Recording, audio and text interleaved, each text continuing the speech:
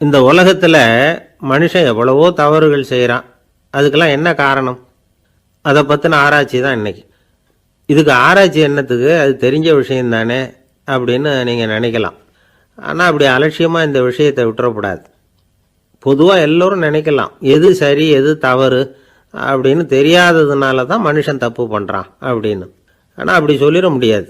மனுஷன் தெரிஞ்சே தான் தவறுகள் பண்ணுறான். இப்போ உதாரணத்துக்கு ஒரு சாலையில் இடது பக்கம் போக வேண்டிய ஒருத்தர் நடுக்கோட்டை தாண்டி வலது பக்கமாக வண்டியை ஓட்டிகிட்டு போகிறாருன்னு வச்சுங்க. என்னப்பா இது தப்பு இல்லையா அப்படின்னு அவர்கிட்ட கேட்டால், அதெல்லாம் எனக்கு தெரியும், நீ உன் வேலையை பார்த்துட்டு போ அப்படிம்பார். வலது பக்கமாக போகிறது தப்புன்னு தெரிஞ்சே தான் அவர் அப்படி செய்கிறார், அப்படி போகிறார். பெரிய உத்தியோகத்தில் இருக்கிறவங்க கூட லஞ்சம் வாங்குறாங்க. அவங்களுக்கெல்லாம் லஞ்சம் வாங்குறது தப்புன்னு தெரியலன்னு அர்த்தம். திருடுறது தப்புன்னு தெரியாமலாம் மனுஷன் திருடுறான். நல்லாவே தெரியும். நீங்கள் வேணும்னா கேட்டு பாருங்கள், வேறு வழி இல்லை அதனால தான் திருடுறேன்பா. திருடுறது ஒரு புண்ணியமான காரியம்னு திருடனே கூட சொல்ல மாட்டான். திருடுறது தவறுங்கிறது திருடனுக்கு தெரியும் அப்படிங்கிறத விளக்கிறதுக்காக ஒரு பெரியவர் ஒரு கதை சொன்னார். அதாவது 2 திருடர்கள் 2 பேரும் சேர்ந்து ஒரு வீட்டுக்கு போய் ஒரு 10,000 ரூபாயை திருடிட்டு வந்துடுறாங்க. ஒரு காட்டு வழியாக வந்துக்கிட்டு இருக்கிறாங்க. இன்னும் விடியல. 2 பேருக்கும் தூக்கம் கண்ணை சுற்றுது.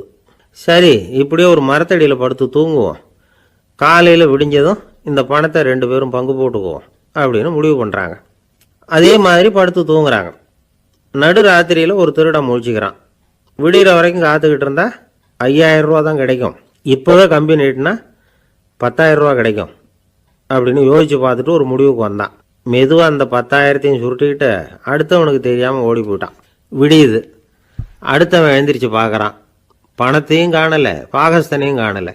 இந்த திருடன் அந்த திருடனை திட்டுறான்.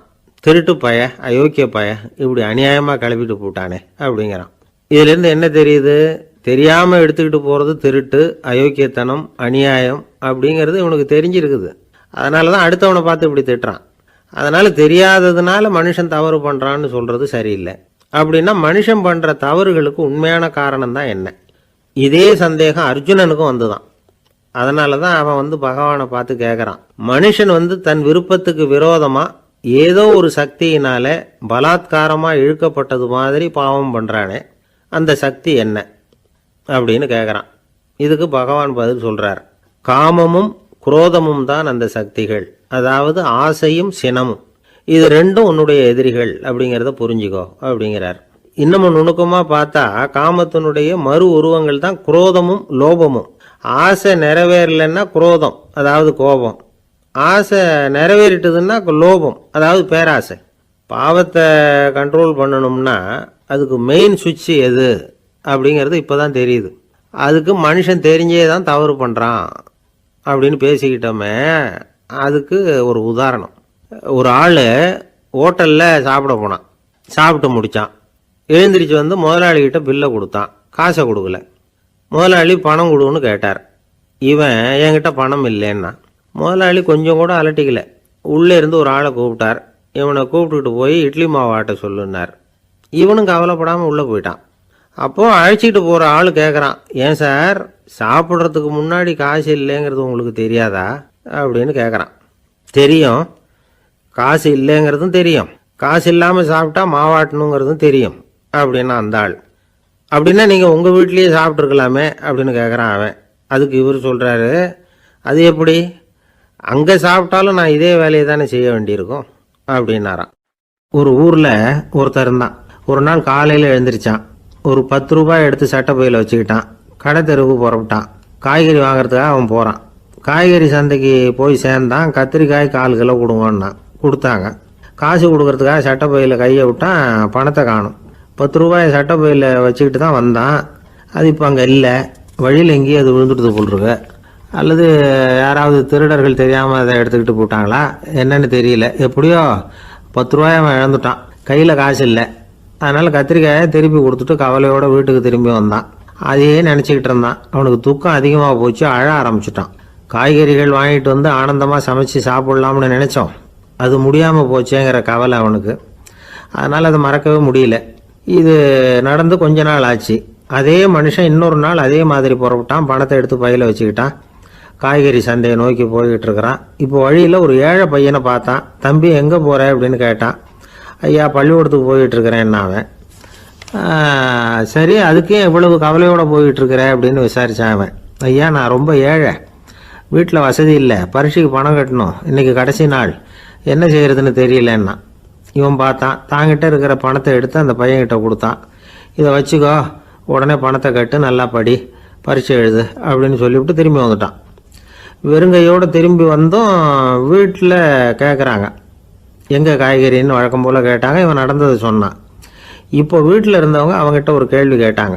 ஏங்க இதே மாதிரி முன்னாடி ஒரு தடவை காய்கறி வாங்க போய் வெறுங்கையோடு திரும்பி வந்தீங்க, இப்போவும் வெறுங்கையோடு தான் திரும்பி வந்திருக்கிறீங்க, ஆனால் முன்னாடி வந்தப்போ வருத்தமாக இருந்தீங்க, இப்போ உங்கள் முகத்தில் வருத்தம் தெரியலையே அப்படின்னு கேட்டிருக்கிறான். அதாவது வீட்டில் இருக்கிறவங்க கேட்டாங்களாம். இப்போ அந்த மனுஷன் யோசிக்க ஆரம்பித்தானான், இந்த ரெண்டு நிகழ்வுகளுக்கு என்ன வித்தியாசம்? போன தடவை அவன் பணத்தை இழந்தான், இந்த தடவை அவன் பணத்தை இழந்திருக்கிறான். போன தடவை யாரோ திருடிட்டு போயிட்டாங்க, இந்த தடவை அவனாவே ஒரு பையன் பேரில் இறக்கப்பட்டு எடுத்து கொடுத்துருக்குறான். அன்னைக்கு பணம் போயிட்டுதேன்னு வருத்தமாக இருந்தது, இன்றைக்கி பணம் போனாலும் மனசுக்கு மகிழ்ச்சியாக இருக்குது, நிறைவாக இருக்குது. கொஞ்சம் யோசிச்சு பாருங்கள். பணத்தை இழந்தது மகிழ்ச்சிக்கோ வருத்தத்துக்கோ காரணமாக இருக்க முடியாது. அப்படின்னா வேற எது காரணம்? அன்றைக்கு பணத்தை இழந்துட்டேன்னு அழுதான், இன்றைக்கு பணத்தை இழந்தாலும் மகிழ்ச்சியாக இருக்கிறான். ஆகவே மகிழ்ச்சிக்கும் துக்கத்துக்கும் இழப்பு காரணம் அல்ல, இழப்பு பற்றிய நம்முடைய அறிவு தான் காரணம் அப்படிங்கிறது பெரியவர்களுடைய கருத்து. எந்த பொருளும் நமக்கு கவலையை உண்டு பண்ணுறதில்ல, அந்த பொருள் பேரில் நாம் வைக்கிற பற்று தான் கவலையை உண்டு பண்ணுது. பொருள்கள் நம்ம விட்டுட்டு போயிட்டா நாம் அழுதுகிட்டு இருக்கிறோம், நாமே அதுகளை விட்டுட்டு வந்துட்டா மகிழ்ச்சியாக இருக்கிறோம். இந்த உண்மையை புரிஞ்சுக்கிட்டு நம்முடைய வாழ்க்கையை நல்ல விதமாக அமைச்சிக்கணும். ஒரு ஆள் அழுதுகிட்டு இருந்தான், ஏன்டா அழுகுறேன்னு கேட்குறார் ஒருத்தர். இழக்கிறதுக்கு எதுவும் இல்லை அதனால் அழறேன்னா. என்னடா சொல்கிறேன்னார். கிட்ட வாங்க சொல்கிறேன்னா. இந்த மணி பர்ஸை வேற ஒருத்தன் பாக்கெட்லேருந்து திருடுனேன், அப்புறம் தான் புரிஞ்சுது அவங்ககிட்ட இழக்கிறதுக்கு எதுவும் இல்லைங்கிறது. ஆமாங்க இது காலி பர்ஸு, அதனால் இப்போ அழுதுகிட்டு இருக்கிறேன், திருடியும் பிரயோஜனம் இல்லை அப்படின்னு சொல்லிவிட்டு அழுதானா. ஜப்பானில் உள்ள ஒரு புத்த விகாரை, அங்கே ஒரு வயசான பௌத்த குரு தங்கியிருக்கிறார். ஒரு நாள் ராத்திரி கடுமையான குளிர், அவரால் தாங்க முடியல. பார்த்தார், மரத்தில் செஞ்ச புத்த சிற்பங்கள் அங்கே நிறைய இருந்தது. அதில் ஒன்றை எடுத்து அதுக்கு தீ மூட்டி அந்த நெருப்பில் குளிர் காஞ்சிக்கிட்டு இருக்கிறார். மர சிற்பம் தீ வச்சதும் படபடன்னு வெடிக்க ஆரம்பிச்சுட்டுது. அந்த சத்தத்தை கேட்டதும் அந்த புத்த விகாரையின் குருக்கள் வெளியில் ஓடி வந்தார். இவர் ஆனந்தமாக குளிர் காஞ்சிக்கிட்டு இருக்கிறார். அவரால் பொறுத்துக்க முடியல. தெருவில் தெரிஞ்சுக்கிட்டு இருந்த அந்த பெரியவரை இங்கே தங்க அனுமதித்ததே அவர் தான்.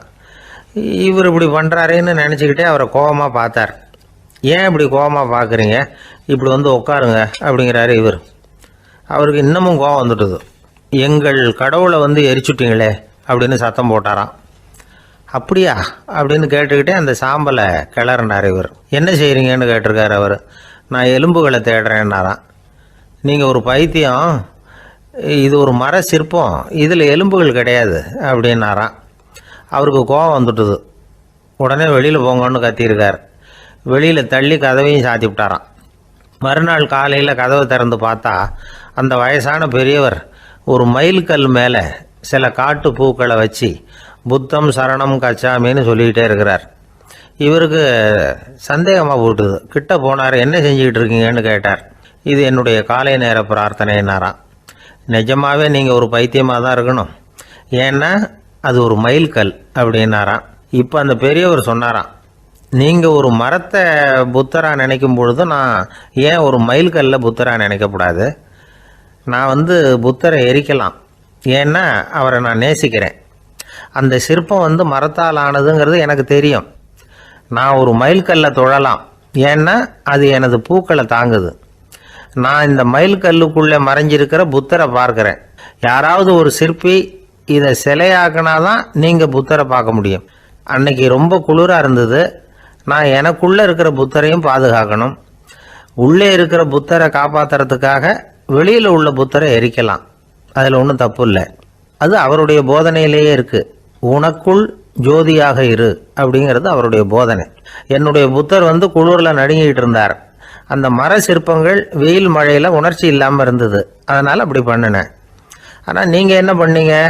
நான் ஒரு மர புத்தரை எரிச்சதுக்காக உயிருள்ள புத்தரை வெளியில் தள்ளி கதவை சாத்தினீங்க அப்படின்னாராம் அந்த பெரியவர்.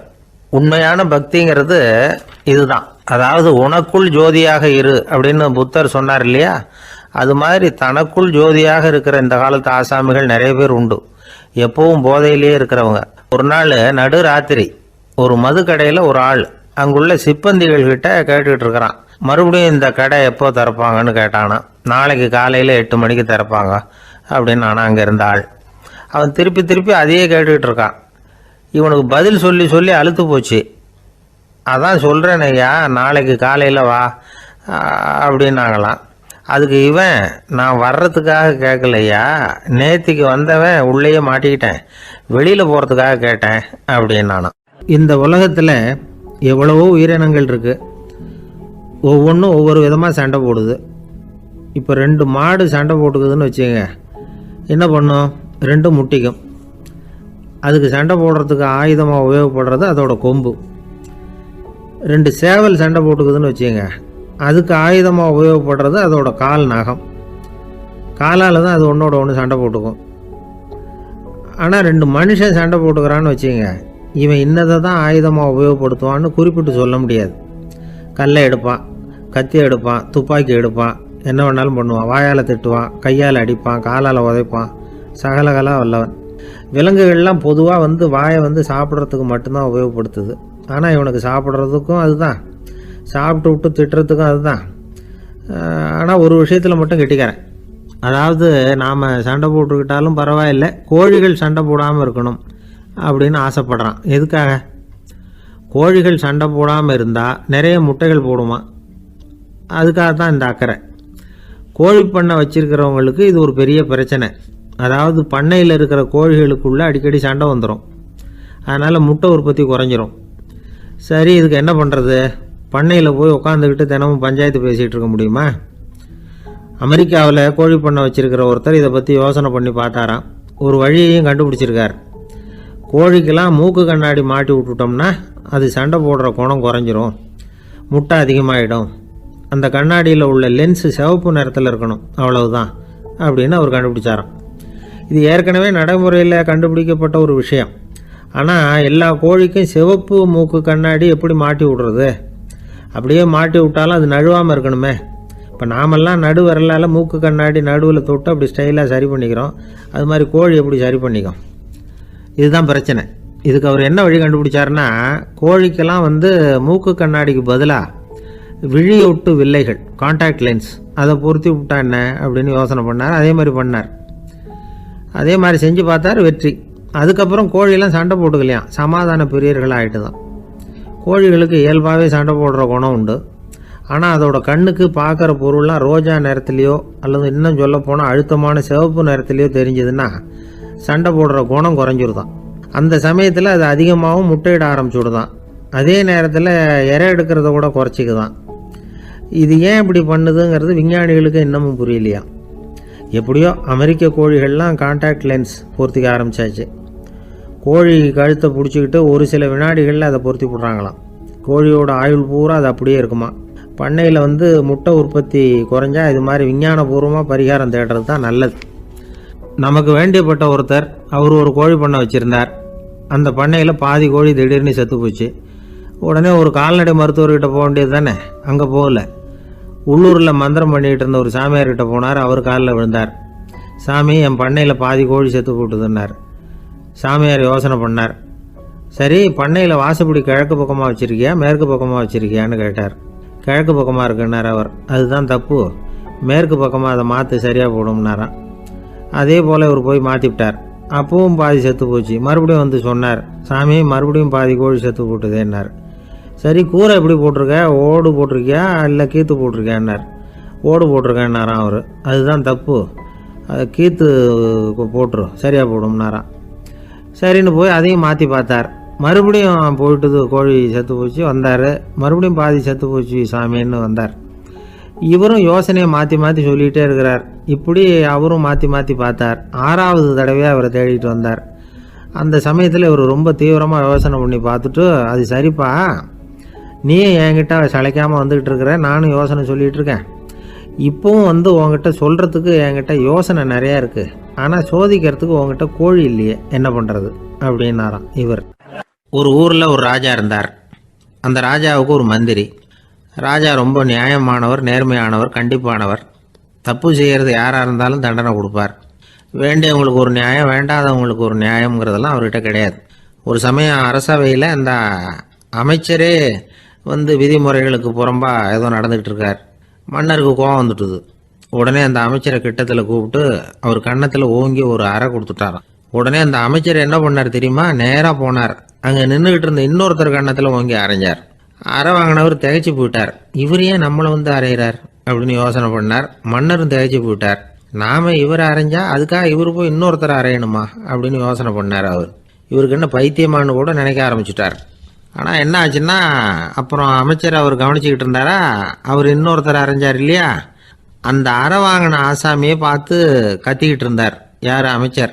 ஏன்பா என்கிட்ட அறையை வாங்கிக்கிட்டு இப்படி விவரம் இல்லாமல் நின்றுக்கிட்டு இருக்கிறிய, நான் உனக்கு கொடுத்ததை நீ வேற யாருக்கிட்டையாவது கொடுத்துரு அப்படின்னார். உடனே அந்த ஆள் பார்த்தான், தனக்கு அடுத்தபடியாக நின்றுக்கிட்டு இருந்தவனை ஓங்கி ஒரு அறை அரைஞ்சான். அவன் கன்னத்தை தடவிட்டே யோசனை பண்ணான். இது ஏதோ புரிஞ்சுக்கிட்ட மாதிரி அடுத்தாப்புல நின்றுக்கிட்டு இருந்தவனை அரைஞ்சான். இப்படி இந்த அறை மாறி மாறி போய்கிட்டே இருக்குது. ஊரு பூரா பிரயாணம் பண்ண ஆரம்பிச்சுட்டுது. அன்னைக்கு ராத்திரி அந்த ராஜா படுக்கிறதுக்காக போனார். அந்த நேரம் பார்த்து அவர் கன்னத்தில் பலார்னு ஒரு அறை விழுந்தது. நம்மளே அரையிறது யாரு அப்படின்னு அதிர்ச்சியோட மன்னர் திரும்பி பார்க்குறாரு. அரைஞ்சது அவரோட மனைவி. என்னாச்சு உனக்குன்னு கத்துனார் ராஜா. உங்களுக்கு தெரியாதா, ஊர் பூரா ஒருத்தர் மாற்றி ஒருத்தர் மூலமாக இந்த அறை பிரயாணம் பண்ணிட்டு வருது அப்படின்னாங்க அந்த அம்மா. அப்படின்னா ஆரம்பித்த இடத்துக்கே வந்துட்டுதா அப்படின்னாராம் மன்னர். என்ன சொல்கிறீங்கன்னு கேட்டிருக்காங்க. இவர் விவரத்தை சொன்னாராம். அப்படின்னா நீங்கள் ஆரம்பித்து வச்ச இந்த விளையாட்டை நான் முடிச்சு வச்சுட்டேன் அப்படின்னாங்களாம் அந்த அம்மா. மறுநாள் காலை மறுபடியும் அரசவை கூடிச்சு. அந்த அமைச்சர் மன்னரை பார்த்து கேட்டார், என்ன மகாராஜா, என்கிட்ட கொடுத்ததை திருப்பி வாங்கிட்டீங்களா அப்படின்னாராம். இப்படி நடக்கும்னு நான் எதிர்பார்க்கவே இல்லைன்னார் மன்னர். ஆனால் நான் எதிர்பார்த்தேன். அது எங்கே போயிட போகுது, ஊர் பூரா சுற்றி கடைசியில் உங்ககிட்ட தான் சேரும் அப்படிங்கிறது எனக்கு தெரியும் அப்படின்னார் அமைச்சர். இந்த கதை வேடிக்கையாக இருந்தால் கூட இதில் உள்ள கருத்து முக்கியமானது. இந்த உலகத்தில் பல கருத்துக்கள் இப்படி தான் மாறி மாறி சுற்றி வந்துக்கிட்டே இருக்குது. நம்மால் ஒருத்தன் தன்னுடைய நண்பன் ஒருத்தனை கடத்தரில் பார்த்தான். உடனே ஓடி போய் பலார்னு ஒரு அறை கொடுத்தானான். அவன் கன்னத்தை தடவிட்டு ஏன்டா என்ன அரைஞ்சேன்னு கேட்டிருக்கான். நீ ஏன்டா என்ன முட்டாள்னு என் மனைவிட்ட போய் சொன்னேன் அப்படின்ட்டுருக்கான் அவன். உன்னை ஒரு முட்டாள்னு சொன்னதுக்காகவா நீ என்ன அரைஞ்ச அப்படின்னு கேட்டிருக்கான் இவன். டேய், நான் அதுக்காக அறையலப்பா, அது ஒரு பெரிய ரகசியம். நான் முட்டாளுங்கிறது அந்த ரகசியத்தை நீ ஏன் எங்கள் வீட்டில் போய் சொன்னேன், அதுக்காக தான் அரைஞ்சேன் அப்படின்னு நான் அவன். ஒரு வயசான பாட்டியின் தாத்தாவும் ஒரு பூங்காவில் உட்காந்து பேசிக்கிட்டு இருக்கிறாங்க. அவங்களுக்கு கல்யாணம் ஆகி 53 வருஷம் ஆச்சு. பிள்ளைங்கள்லாம் படித்து பெரிய பெரிய வேலையில் இருக்கிறாங்க. பேரன் பேத்திகளும் நல்ல நிலைமையில் இருக்கிறாங்க. இந்த தாத்தாவும் பாட்டியும் சிரித்து பேசிக்கிட்டு இருந்ததை ஒரு பெரியவர் பார்த்தார். அவருக்கு ஆச்சரியமாக இருந்தது. இந்த வயசுலேயும் இவ்வளவு அந்யோன்யமாக இவங்க பேசிக்கிட்டு இருக்கிறாங்களே அப்படின்னு நினச்சார். சரி, நேரிலேயே கேட்டுருவோமே அப்படின்னு நினச்சிக்கிட்டு கிட்ட போனார். உங்கள் மன வாழ்க்கையின் வெற்றிக்கான ரகசியம் என்ன அப்படின்னு கேட்டார். இதை கேட்டதும் அந்த தாத்தா சிரிச்சுக்கிட்டே பாட்டியை பார்த்தாராம். அதுக்கப்புறம் சொன்னாராம், நான் இந்த அம்மாவை கல்யாணம் பண்ணிட்டதுக்கும் எங்களுடைய இல்வாழ்க்கை இவ்வளவு நாளாக பலம் குறையாமல் மகிழ்ச்சியாக இருக்கிறதுக்கும் காரணம் ஒன்று தான். அது என்ன காரணம்னா, எங்களுக்கு இடையில பொதுவாக நிறைய குறைகள் உண்டு, அதுதான் காரணம் அப்படின்னாராம். அவர் சொல்கிறது சரிதான் அப்படிங்கிறது மாதிரியே அந்த பாட்டியும் அவரை நிமிர்ந்து பார்த்தாங்களாம். இந்த பெரியவர் மறுபடியும் அந்த பாட்டியை பார்த்து அதே கேள்வியை கேட்டிருக்கார். உங்களுடைய நீண்டகால மன வாழ்க்கைக்கு கிடைச்ச வெற்றி எதனாலேன்னு சொல்ல முடியுமா அப்படின்னு கேட்டாராம். அவங்களும் சிரிச்சுக்கிட்டே பதில் சொன்னாங்களாம். என்ன பதில் தெரியுமா? சில பேரை நாம குறிப்பிட்ட பண்புகளுக்காக நேசிக்கிறோம், வேற சிலரை நாம் அந்த பண்புகள் இல்லாத குறைகளுக்காகவே விரும்பி பழகிறோம் இல்லையா அப்படின்னு கேட்டுவிட்டு தலையை குனிஞ்சுக்கிட்டாங்களாம் அந்த பாட்டியம்மா. அவங்க அப்படி சொன்னதை கேட்டதும் இவருக்கு புதுசாக ஞானம் பிறந்தது மாதிரி இருந்துதான். இதுதான் மனம் நிறைந்த மன வாழ்க்கை அப்படிங்கிறார் சுவாமி சென்மயானந்தர். பண்புகளை எப்படி நேசிக்க முடியுதோ அதே மாதிரி பண்புகள் இல்லாத குறைகளையும் நேசிக்க முடியும். மனசு தான் காரணம். ஒரு மேல்நாட்டு தம்பதி, அவங்களும் தாத்தா பாட்டி தான். அவங்க 2 பேரும் ஒரு பூங்காவில் உட்காந்து சிரித்து பேசிக்கிட்டு இருக்கிறாங்க. அதை ஒருத்தர் பார்த்தார். அவருக்கு ஆச்சரியம், இவ்வளவு காலம் ஆகி இந்த வயசுலேயும் இப்படி அன்பா பேசிக்கிட்டு இருக்கிறாங்களே அப்படிங்கிற ஆச்சரியம். கிட்ட நெருங்கி போனார். கேட்டார், ஏன் தாத்தா, உங்களுக்கு கல்யாணம் ஆகி எவ்வளோ வருஷம் ஆச்சுன்னார். 55 வருஷம் ஆச்சுன்னாராம் அவர். இன்னமும் இவ்வளவு சந்தோஷமா இருக்கிறீங்களே அதுக்கு என்ன காரணம்னு கேட்டிருக்கார். அதுக்கு என்ன காரணம்னா, இது வரைக்கும் எங்களுக்குள்ள சண்டையே வந்ததில்லை அப்படின்னாராம். அது எப்படி முடியும்னு கேட்டிருக்கார் இவர் ஆச்சரியமா. அந்த தாத்தா சொல்ல ஆரம்பிச்சாராம், இதை பாருப்பா, எங்களுக்கு கல்யாணம் ஆன புதுசில் நானும் என்னுடைய மனைவியும் ஒரு குதிரை மேலே ஏறி ஒரு காட்டு வழியாக போய்கிட்டு இருந்தோம். கொஞ்சம் தூரம் போனதும் அந்த குதிரை எடக்கு பண்ணிச்சு. நான் உடனே கீழே இறங்கி அந்த குதிரையை பார்த்து, இது உனக்கு முதல் தடவை அப்படின்னு மிரட்டெல்லாம் சொல்லிவிட்டு ஏறி உக்காந்தேன். மறுபடியும் போனோம். கொஞ்சம் தூரம் குதிரை நல்லபடியாக நடந்து போச்சு. மறுபடியும் எடக்கு பண்ண ஆரம்பிச்சுட்டுது. நான் கீழே இறங்கினேன். கையில் இருந்த சாட்டையால் ஓங்கி ஒரு அடி கொடுத்தேன்.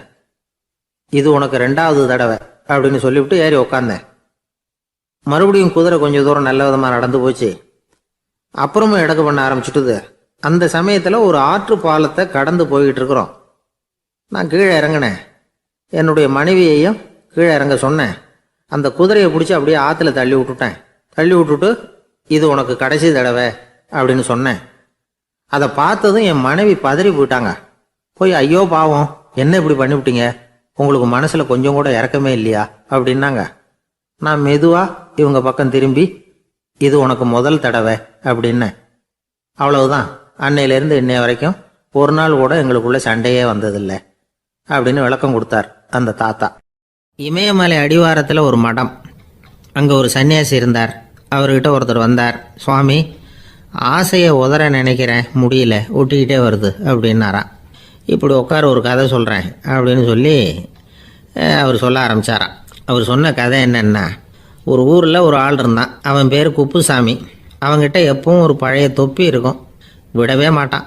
அதனால் அவனை எல்லாரும் தொப்பி சாமி அப்படின்னு தான் கூப்பிடுறது வழக்கம். ஒரு புது தொப்பி வாங்கிக்கப்படாதாப்பா அப்படின்னு நண்பர்கள்லாம் சொல்லி பார்த்தாங்க. பணத்துக்கு எங்கே போவேன் அப்படின்னு விட்டானா. பணம் வச்சுருக்கான், செலவு பண்ண மனசு வரல, மகா கஞ்சன். பழைய பாட்டில்கள்லாம் வாங்கி விற்றுக்கிட்டு இருந்தான். அப்படி ஒரு தடவை பழைய கண்ணாடி சாமான்களை ஏலத்தில் எடுத்தப்போ அதில் ஒரு அருமையான சென்ட்டு பாட்டில் கிடச்சிது. உடனே ஒரு ஐடியா பண்ணான். அந்த சென்ட்டை சின்ன சின்ன பாட்டில்களில் அடைச்சி ஜன்னல் ஓரமாக அடுக்கி வச்சுட்டான். அதை விற்றா நிறைய பணம் கிடைக்குமே, அதனால். இதுக்கு இடையில் ஒரு நாள் அவன் அப்படியே உட்காந்துருந்தான். அந்த நேரம் நண்பன் வந்தான். ஏண்டா, உன் பழைய தொப்பியை மாற்றப்படாதா, ஊரில் எல்லாரும் கேலி பேசுகிறாங்களே உன்னை தொப்பி சாமின்னு அப்படின்னு சொல்லி கேட்டிருக்கான். இந்த சென்ட்டு பாட்டில் விற்றதும் பணம் வரும், அதுக்கப்புறம் பார்க்கலாம் அப்படின்னு நானா இவன். சரி வா, நீச்சல் குளத்துக்கு போயிட்டு வருவோம் அப்படின்னு கூப்பிட்ருக்கான் நண்பன். 2 பேரும் போனாங்க. அதே நேரம் அந்த ஊர் நீதிபதியும் அங்கே குளிக்க வந்தாராம். அவர்கிட்ட இருந்தது விலை வசந்த ஒரு புது தொப்பி. அதை அங்கே இருந்த ஸ்டாண்டில் மாட்டிவிட்டு குளிக்க போனார். இதுக்கிடையில் குப்புசாமி குளிச்சுட்டு வந்தான். அவனுடைய பழைய தொப்பியை காணலை. அந்த புது தொப்பியை பார்த்தா இது நண்பனுடைய வேலை தான் அப்படிங்கிறதாக புரிஞ்சுக்கிட்டு அதை எடுத்து மாட்டிகிட்டு வந்துட்டான். நீதிபதி குளிச்சுட்டு வந்து பார்க்குறாரு, தொப்பியை காணும். போலீஸில் புகார் கொடுத்தார். அவங்க தேடினாங்க. ஒரு மூலையில் பழைய தொப்பி கிடச்சிது. அடடா, இது நம்ம குப்புசாமியோட தொப்பி இல்லையா அப்படின்னு நானா ஒருத்தன். உடனே அவன் வீட்டுக்கு தேடிட்டு போயிருக்காங்க. அங்கே போய் பார்த்தா புது தொப்பி அங்கே இருக்குது. உடனே அவனுக்கு 1000 ரூபா அபராதம் போட்டாங்களாம். அவன் பணத்தை கட்டிவிட்டு ரொம்ப எரிச்சலோடு வீட்டுக்கு வந்தான். பழைய தொப்பி கண்ணில் பட்டது. மறுபடியும், உன்னால் தானே எனக்கு 1000 ரூபா நஷ்டம் அப்படின்னு சொல்லி அதை எடுத்துக்கிட்டு அப்படி போயிருக்கான். அந்த ஊர் குளத்தில் வீசி எரிஞ்சிட்டு வந்துட்டான். அது மீன் பிடிக்கிற ஒருத்தன் கையில் சிக்கிச்சு. அவன் வர்ற வழியில் அதை எடுத்து வேகமாக வீசி எறிஞ்சான். அது நேராக குப்புசாமி வீட்டு ஜன்னல் வழியாக உள்ளே இந்த சென்ட்டு பாட்டில்கள் மேலே விழுந்து எல்லாம் உடஞ்சி நொறுங்கி போச்சு. குப்புசாமி பார்த்தான். தோட்டத்தில் ஆழமாக ஒரு குழியை வெட்டினான். அந்த தொப்பியை போட்டான், மூடிவிட்டான். இதை அடுத்த வீட்டுக்காரன் பார்த்தான். ஏதோ புதையல் தான் வச்சுருக்கான் போல இருக்குன்னு நினச்சான். போலீஸில் போய் புகார் கொடுத்துட்டான்.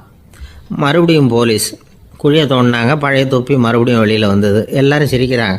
அன்னைக்கு ராத்திரியே அந்த தொப்பியை எடுத்துக்கிட்டு நேராக புறப்பட்டான்.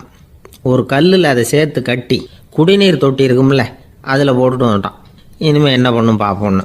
ஒரு நாள் திடீர்னு குழாயெல்லாம் அடைப்பட்டு போச்சு.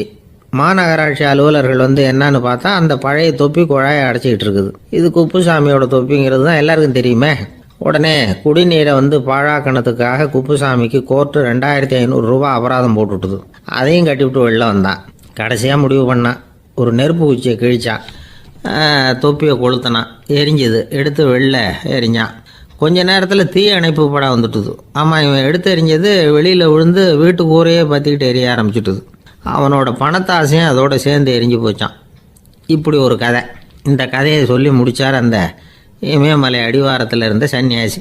இப்போ அந்த குப்புசாமி எங்கே இருக்கிறான்னு கேட்டார் எதிரில் இருந்தவர். இதோ உன் எதிரிலே இருக்கிறான், நான் தான் அந்த குப்புசாமி அப்படின்னாரான் அந்த சன்னியாசி.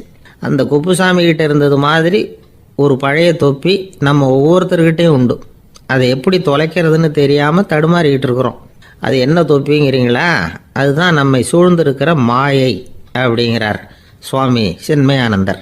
மெய்ஞானம் கிடைக்கிறப்போ மாயை எரிஞ்சு போகும் அப்படிங்கிறது அவருடைய கருத்து. நம்மால் ஒருத்தர் வேகமாக ஓடி வந்தார். காலில் மாட்டியிருந்த பழைய செருப்பு ரெண்டையும் ஆவேசமாக தூக்கி ஒரு கிணத்துல போட்டுட்டு வெறுங்காலோடு நடந்து வந்துக்கிட்டு இருக்கிறார். ஏன் அப்படி பண்ணீங்க அப்படின்னு கேட்டோம். அந்த செருப்புக்கு சொந்தக்காரன் பின்னாடி வந்துக்கிட்டு இருக்கிறான், அதனால் அப்படி பண்ணேன் அப்படிங்கிறார் இவர். ஒரு ஊரில் ஒரு துறவி இருந்தார், புத்த சமய துறவி. அந்த ஊர் மன்னன் அவரை பற்றி கேள்விப்பட்டிருக்கான். ஒரு நாள் புறப்பட்டு போனான், துறவியின் பாதங்களை தொட்டு வணங்கினான். அதுக்கப்புறம் சொன்னான், ஐயா, நான் உங்களை அரண்மனைக்கு அழைச்சிட்டு போகிறதுக்காக வந்திருக்கிறேன். இனிமேல் நீங்கள் இங்கே எதுக்கு இருக்கணும் அப்படின்னானா. அவன் மனசுக்குள்ளே என்ன நினைப்புன்னா, இவர் எங்கே வர போகிறாரு, நான் ரொம்ப எளிமையானவன், எனக்கு எதுக்கு அரண்மனை வாசம்னு சொல்லிவிடுவார் அப்படின்னு நினச்சிருக்கான். ஆனால் அந்த துறவி என்ன பண்ணார் தெரியுமா? அப்படியா, சரி போகலாம், வா, போய் உன் ரதத்தை கொண்டுட்டு வா, அரண்மனைக்கு போகும்பொழுது அதுக்கு தகுந்த மாதிரி ஆடம்பரமாக போகணும் அப்படின்னு விட்டாரான். துறவி இப்படி சொன்னதும் அந்த மன்னனுக்கு மனசுக்குள்ள சந்தேகம் வந்துட்டுது. இவர் உண்மையிலேயே துறவி தானா, ஏமாத்து பேர் வழி மாதிரி தெரியுதே அப்படின்னு நினச்சிருக்கான். இருந்தாலும் இனிமேல் என்ன பண்ணுறது, சொல்லியாச்சு. ரதத்தை கொண்டுகிட்டு வந்தான். துறவி ஏறி உட்காந்தார். பக்கத்தில் ராஜா. அவர் ரொம்ப உற்சாகமாக வரார், இவன் ரொம்ப சோர்ந்து போய் வரான். துறவி மரத்தடியிலேயே வாழ்ந்து பழக்கப்பட்டவர், அரண்மனையில் எளிமையாக ஒரு இடத்துல உட்காந்துக்குவார் அப்படின்னு நினச்சான். ஆனால் அப்படி இல்லை.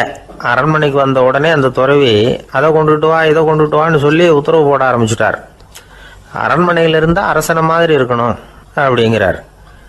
ராத்திரி பூரா சௌரியமாக தூங்கினார். பகலில் அரண்மனை தோட்டத்தில் உலாவ வேண்டியது, நீச்சல் குளத்தில் குளிக்க வேண்டியது, இப்படியே பொழுது போக்கிட்டு இருக்கிறார். அந்த அரண்மனையில் துறவி மகிழ்ச்சியாக இருக்கிறார். மன்னனால் அப்படி இருக்க முடியல. அவருக்கு எந்த கவலையும் இல்லை, இவனுக்கு அரசாங்க கவலைகள். துறவி அப்படி இருக்கிறத இவனால் தாங்கிக்க முடியல. ஒரு நாள் அவர்கிட்டே போய், நான் உங்ககிட்ட கொஞ்சம் பேசணும் நானா. துறவி பார்த்தார்.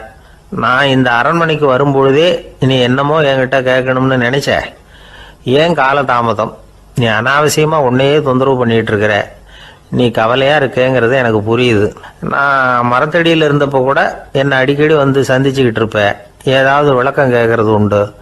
இங்கே வந்த பிறகு என்னை சந்திக்கிறது கூட அபூர்வமாக போயிட்டுது. நீ இப்போ என்ன கேட்க போறேங்கிறது எனக்கு தெரியும், இருந்தாலும் கேள் அப்படின்னாராம். வேற ஒன்றும் இல்லைங்க, இப்போ உங்களுக்கும் எனக்கு என்ன வித்தியாசம்? 2 பேரும் அரண்மனையில் தான் இருக்கிறோம். நீங்கள் மகிழ்ச்சியாக இருக்கிறீங்க, நான் அப்படி இருக்க முடியல. இவ்வளவுக்கும் நீங்கள் முன்னாடி இருந்தது மாதிரி இல்லை. தினமும் தங்க தேர் கேட்குறீங்க, உயர்தரமான ஆடைகள் அணிகிறீங்க, சுவையான சாப்பாடு. இப்படி இருக்கிறப்போ உங்களுக்கும் எனக்கு என்ன வித்தியாசம்? இதுதான் மன்னனுடைய கேள்வி. இதுக்கு பதில் சொல்கிறேன், என் கூட புறப்பட்டு வா, இந்த நகரத்துக்கு வெளியில் போவோம் அப்படின்னு சொல்லி அரசனை கூப்பிட்டுக்கிட்டு ஊர் எல்லைக்கு சேர்ந்தார் துறவி. அங்கே போய் சொன்னார், இதை பாருப்பா, இந்த இடத்த தான் தேடிக்கிட்டு இருந்தேன். இனிமே நான் திரும்பி வரப்போறதில்ல. நீ என்னோட வர்றியா, திரும்பி போறியா அப்படின்னார். நான் எப்படிங்க உங்கள் கூட வர முடியும்? என்னுடைய நாடு, என்னுடைய சொத்துக்கள், மனைவி, மக்கள் எல்லாத்தையும் விட்டுட்டு எப்படிங்க வர்றதுன்னா. இப்போ அந்த துறவி சொன்னார், இப்போ வித்தியாசத்தை தெரிஞ்சுக்கிட்டியா? நான் அரண்மனையில் இருந்தேன், எல்லா வித பொருள்களும் உடையவனா இருந்தேன், ஆனால் எதையும் சொந்தம் கொண்டாடுறவனா இருக்கல. ஆனால் நீ அப்படி இல்லை, எல்லாத்தையும் சொந்தம் கொண்டாடிக்கிட்டு இருக்கிற. இதுதான் நமக்குள்ள வித்தியாசம் அப்படின்னு சொன்னார். அரண்மனை ஆடைகளை அப்படியே கலைஞ்சார், அரசங்கிட்ட கொடுத்தார். உன்னுடைய ஆடைகளை நீயே வச்சுக்கோன்னார். அவர் பாட்டுக்கு நடந்து போனார், திரும்பியே பார்க்கல. அரசனுக்கு அப்பதான் தன்னுடைய அறியாமை விளங்குச்சான். இதிலிருந்து நாம புரிஞ்சுக்க வேண்டியது என்னன்னா, இந்த உலகத்துல எத்தனையோ பொருள்கள், அதையெல்லாம் முறையா பயன்படுத்தினா மகிழ்ச்சி. அதை விட்டுட்டு அதுக்கெல்லாம் சொந்தம் கொண்டாட ஆரம்பிச்சா கவலை. நம்ம ஆட்கள் சொந்தம் கொண்டாடுற விதமே தனி. ஒரு ஆளு இன்னொருத்தங்கிட்ட ஒரு கொடை கடன் வாங்கியிருந்தான், திருப்பி கொடுக்கல. கொடையை கொடுத்தவன் கேட்டான், என்கிட்ட கடன் வாங்கினிய கொடை, அதை கொஞ்சம் திருப்பி தர்றியான்னா. அது உனக்கு இப்போ அவசரமா தேவைப்படுதா அப்படின்னு கேட்டான் இவன். எனக்கு தேவைப்படல, அந்த கொடையை நான் யாருக்கிட்ட வாங்கியிருந்தேனோ அவனுக்கு இப்போ அது அவசரம்.